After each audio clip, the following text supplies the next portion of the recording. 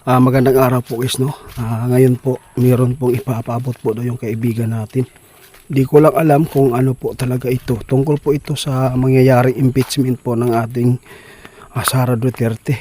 Kung sakali man natanggalin po no sa pagka Vice President si Sara. Dito tayo ngayon. Tungkol po ito sa mangyayaring impeachment. Kung sakali man na matupad, kung matanggal man, gusto kong malaman ninyo na para makapaghanda tayo. Magandang umaga kaibigan. Salamat po. Kumusta kayo? Nandito po tayo sa inyo kasi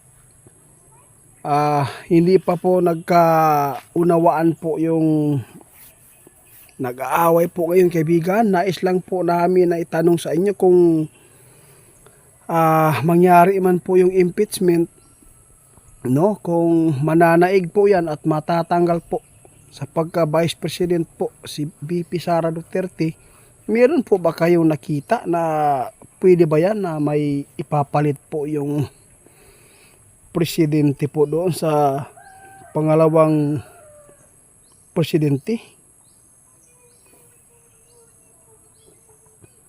Nako po guys, masama. Ito po yung sinasabi ng ating kaibigan. Kung mapapatunayan ito guys na matanggal si Vice President po daw Sara Duterte sa kanyang kinauupuan ngayon, dapat po talaga na mayroon ipapalit.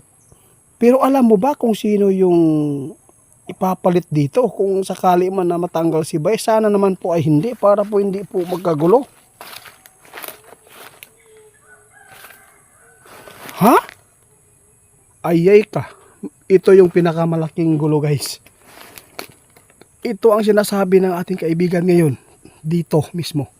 Ipinapaabot po niya kung sakali man na ma-impeach po talaga si Vice President at matanggal. Kung sakali man matanggal ha, ito lang po ang nakikita po ng ating kaibigan. Na mayroon po talagang gusto po na pumalit po doon. No, pangalanan na lang po natin kung sino yan. Si Romualdez po talaga guys, no? Walang ibang option dito kundi si Romualdez kasi po malapit po sila doon kay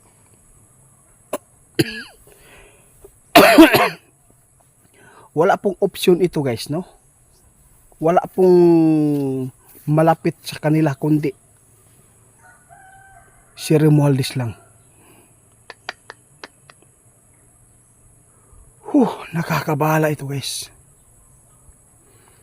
Ang dami pa namang mga issue na natatanggap po ng mga taong bayan na kung si Romualdez.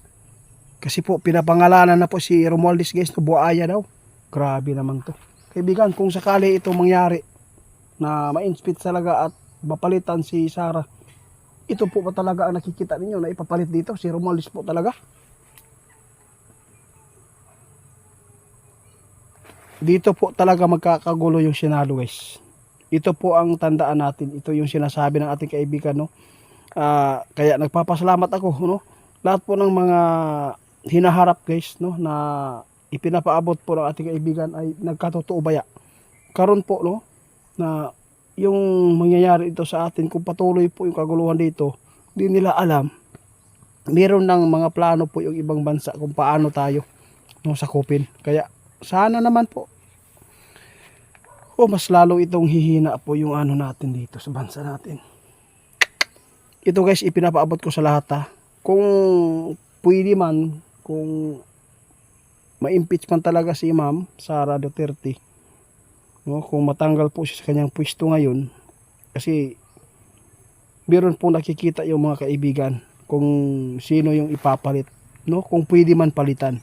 Kung pwede man, papayag yung Senado na mayroong pumalit po kay VP Sara Duterte.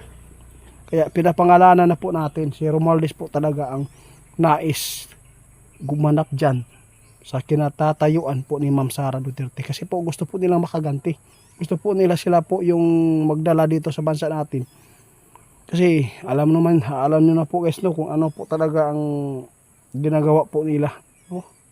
mas lalo itong gugulo po yung ating bansa kung mapapalitan ito. Kung sana po ipagdasal lang po natin kung sana hindi na lang po matuloy. Kasi kung pinapalitan ito, mas lalo pang gugulo po yung ano natin, yung bansa natin ito. Kaibigan, maraming salamat kasi po hindi ko talaga alam ito na kung sinong tao na papalit dito kung hindi kayo ang nagpapaabot sa atin. Ito lang masabi namin guys, mag-ingat lang po tayo sa lahat po ng mga tao na nagsuporta sa amin. Maraming salamat sa walang sawang suporta. Mayroon pang mga problema dito sa atin guys. Maraming nagsabi na nakiraan lang po daw. Banggitin po natin yung Russia. Nakiraan lang po yung Russia. Bakit po hindi po malag yung China? Ay kasi po, alam po ng China napapasok po yung Russia doon.